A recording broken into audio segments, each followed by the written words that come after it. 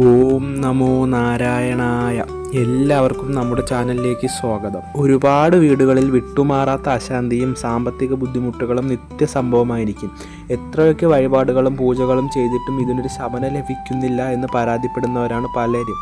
എന്നാൽ നിങ്ങൾ തീർച്ചയായും അറിഞ്ഞിരിക്കേണ്ട ഒരു കാര്യമുണ്ട്.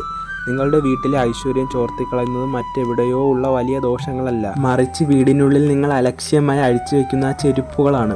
കാരണം പുറത്തെ അഴുക്കും നെഗറ്റീവ് ഊർജവും പേറി വരുന്ന ചെരുപ്പുകൾ വീടിൻ്റെ ഏത് ഭാഗത്താണ് അഴിച്ചു വയ്ക്കുന്നത് എന്നത് വാസ്തുശാസ്ത്ര പ്രകാരമായി അങ്ങേയറ്റം പ്രാധാന്യമുള്ളൊരു കാര്യമാണ്. അറിഞ്ഞോ അറിയാതെയോ വീടിൻ്റെ ചില വിശുദ്ധമായ കോണുകളിൽ ചെരുപ്പുകൾ കൊണ്ടുവച്ചാൽ അത് ആ കുടുംബത്തിൻ്റെ ഐശ്വര്യത്തെയും സമാധാനത്തെയും ദോഷകരമായി ബാധിക്കും. ഇന്ന് ഈ വീഡിയോയിൽ പറയാൻ പോകുന്നത് വാസ്തുപ്രകാരം വീടിൻ്റെ ഏതൊക്കെ ഭാഗങ്ങളിലാണ് ചെരുപ്പുകൾ ഒരിക്കലും വെക്കാൻ പാടില്ലാത്തതെന്നും ഏതൊക്കെ ദിശകളിൽ അഴിച്ചു വെച്ചാലാണ് വീടിന് ദോഷമായി ഭവിക്കാൻ പോകുന്നതെന്നുമാണ്. നിങ്ങളുടെ വീട്ടിലും ഈ കാര്യങ്ങൾ സംഭവിക്കുന്നുണ്ടോ എന്ന് ഇന്ന് തന്നെ ഒന്ന് പരിശോധിക്കണേ. നമ്മൾ ആദ്യം തന്നെ മനസ്സിലാക്കേണ്ടത് നമ്മുടെ വീടിൻ്റെ പ്രധാന കവാടത്തെക്കുറിച്ചാണ്. അതായത് പൂമുഖത്തെക്കുറിച്ചും ഉമ്മറത്തെക്കുറിച്ചും. വീടിൻ്റെ പ്രധാന വാതിൽ എന്ന് പറയുന്നത് വാസ്തുപുരുഷൻ്റെ മുഖമാണ്. പ്രപഞ്ചത്തിലെ സകല പോസിറ്റീവ് ഊർജവും ഈശ്വര കടാക്ഷവും നമ്മുടെ ഭവനത്തിലേക്ക് പ്രവേശിക്കുന്നത് ഈ പ്രധാന വാതിലിലൂടെയാണ്. ഉദാഹരണത്തിന് പലരും ചെയ്യുന്നൊരു തെറ്റുണ്ട്. നമ്മൾ പുറത്തു നിന്ന് വരുമ്പോഴോ അല്ലെങ്കിൽ വിരുന്നുകാർ വരുമ്പോഴോ നേരെ വന്ന പ്രധാന വാതിലിൻ്റെ ചവിട്ടുപടിയിൽ തന്നെ ചെരുപ്പുകൾ അഴിച്ചിടും. ചില വീടുകളുടെ പ്രധാന വാതിലിൻ്റെ ഇടതുവശത്തോ വലതുവശത്തോ ഒക്കെയായി വലിയ ചെരുപ്പ് കൂട്ടങ്ങൾ തന്നെ കൂട്ടിയിട്ടിരിക്കുന്നത് കാണാം. ഇത് എത്ര വലിയ വാസ്തുദോഷമാണെന്ന് നിങ്ങൾ ചിന്തിച്ചിട്ടുണ്ടോ? പുറത്തെ അഴുക്കും വഴിയോരങ്ങളിൽ നിന്നുള്ള നെഗറ്റീവ് തരംഗങ്ങളും പേറിയാണ് ഓരോ ചെരുപ്പും വരുന്നത്. ആ ചെരുപ്പുകൾ പ്രധാന വാതിലിന് മുന്നിൽ അഴിച്ചിടുമ്പോൾ വീട്ടിലേക്ക് ഒഴുകിയെത്തേണ്ട പ്രാണോർജം ആ അഴുക്കിൽ തട്ടി തടസ്സപ്പെടുന്നു. പോസിറ്റീവ് ഊർജം ഏതൊരു ഭവനത്തിലേക്ക് പ്രവേശിക്കാൻ ആഗ്രഹിക്കുമ്പോഴും അവിടെ അശുദ്ധമായ ചെരുപ്പുകൾ ചിതറിക്കിടക്കുന്നത് കണ്ടാൽ അത് തടസ്സപ്പെടുമെന്നാണ് ശാസ്ത്രം പറയുന്നത്.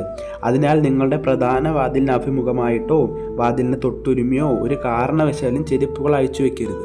അതുപോലെ തന്നെ ഏറ്റവും പ്രധാനപ്പെട്ട ഒന്നാണ് വീടിൻ്റെ ഈശാനകോൺ, അതായത് വടക്ക് കിഴക്ക് ദിശ. വാസ്തുശാസ്ത്ര പ്രകാരം ഈശാനകോൺ എന്ന് പറയുന്നത് ഈശ്വരൻ്റെ സ്ഥാനമാണ്.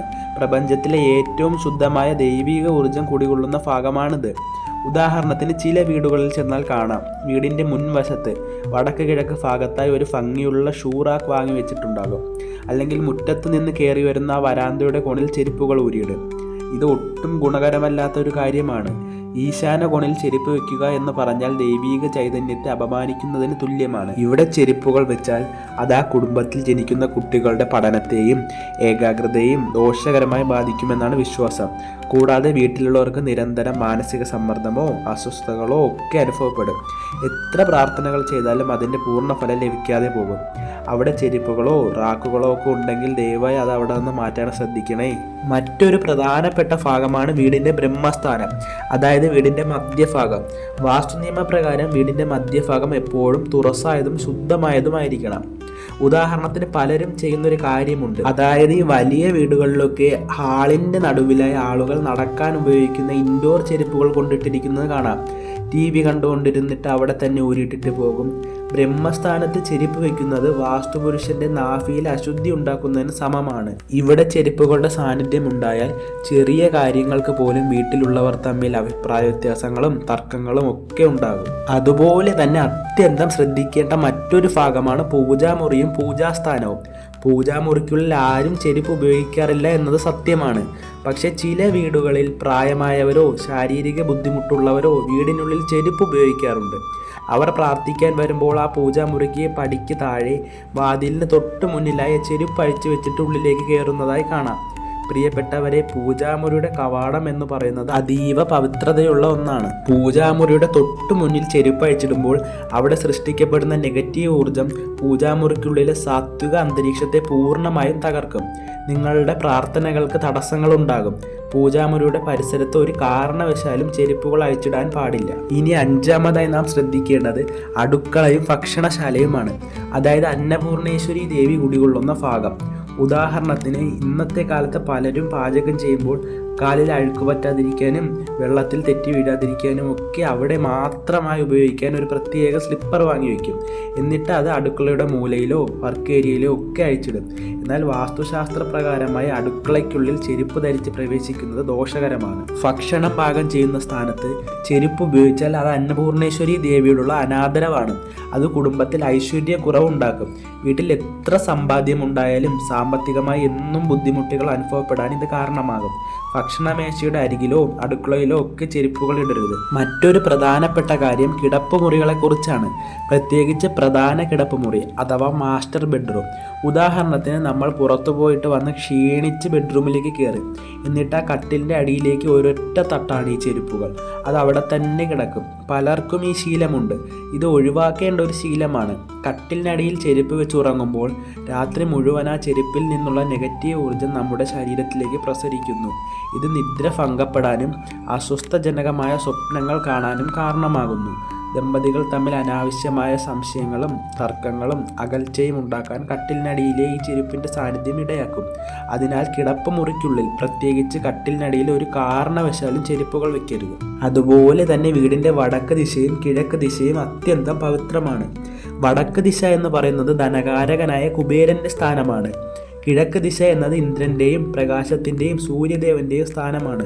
ഉദാഹരണത്തിന് നമ്മൾ ഉപയോഗിച്ച് പഴകിയതും പൊട്ടിയതുമായ ചെരുപ്പുകൾ വീടിൻ്റെ വടക്കോട്ടോ കിഴക്കോട്ടോ ഉള്ള ഇറയത്തൊരു മൂലയിൽ കൊണ്ടുപോയി കൂട്ടിയിടും. ഒരുപാട് വീടുകളിൽ ഞാൻ കണ്ടിട്ടുണ്ട് ഇങ്ങനെ മൂലയിൽ പൊട്ടിയതും പഴകിയതുമായ ചെരുപ്പുകൾ കൂട്ടിയിട്ടിരിക്കുന്നത്. ഇങ്ങനെ ചെയ്താൽ ആ ഭവനത്തിലേക്ക് ധനം ഒഴുകിയെത്തുന്ന വഴികൾക്ക് തടസ്സം നേരിടും. ജോലിയിൽ പുരോഗതി കുറയാനും സാമ്പത്തിക തടസ്സങ്ങൾ ഉണ്ടാകാനും ഇത് കാരണമാകും. അതിനാൽ വടക്ക് കിഴക്ക് ദിശകൾ എപ്പോഴും വൃത്തിയായി വെളിച്ചമുള്ളതായി സൂക്ഷിക്കുക. ഇനി നിങ്ങളുടെ മനസ്സിൽ സ്വാഭാവികമായും ഉയർന്നു വരുന്ന ഒരു ചോദ്യം ഉണ്ടാകാം. തിരുമേനി, അപ്പോൾ പിന്നെ ഞങ്ങൾ ഈ ചെരുപ്പുകൾ എവിടെയാണ് വെക്കേണ്ടത്? വീടിന് പുറത്ത് എവിടെയെങ്കിലും ഉപേക്ഷിക്കാൻ പറ്റുമോ എന്ന്. അതിനും കൃത്യമായ പരിഹാരമുണ്ട്.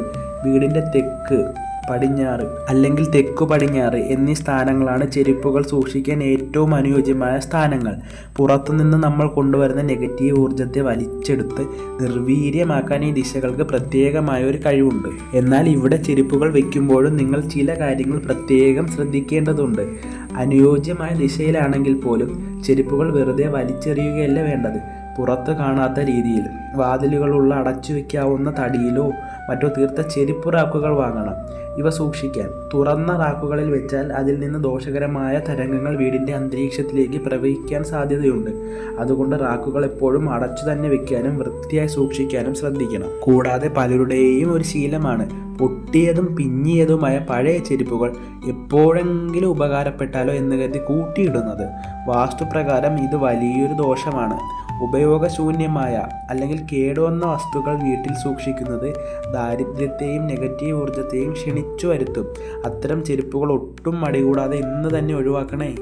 അതുകൊണ്ട് തന്നെ എൻ്റെ പ്രിയപ്പെട്ടവർ, ഇന്ന് തന്നെ നിങ്ങളുടെ വീട്ടിലെ ചെരുപ്പുകൾ വെച്ചിരിക്കുന്ന സ്ഥാനങ്ങൾ ഒന്ന് പരിശോധിക്കൂ. ഞാൻ ഈ പറഞ്ഞതിൽ ഏതെങ്കിലും തെറ്റുകൾ നിങ്ങളുടെ വീട്ടിൽ സംഭവിക്കുന്നുണ്ടെങ്കിൽ അതൊന്ന് മാറ്റി അനുയോജ്യമായ സ്ഥാനത്ത് വെക്കാൻ ശ്രദ്ധിക്കണേ. മാറ്റങ്ങൾ നിങ്ങൾക്ക് തന്നെ കുറച്ച് ദിവസങ്ങൾക്കുള്ളിൽ അനുഭവിച്ചറിയാൻ സാധിക്കും. ഇനിയും ഇതുപോലുള്ള കൂടുതൽ അറിവുകൾക്കായി നമ്മുടെ ചാനൽ സബ്സ്ക്രൈബ് ചെയ്യാൻ മറക്കരുത്. എല്ലാവരെയും ഈശ്വരൻ അനുഗ്രഹിക്കട്ടെ.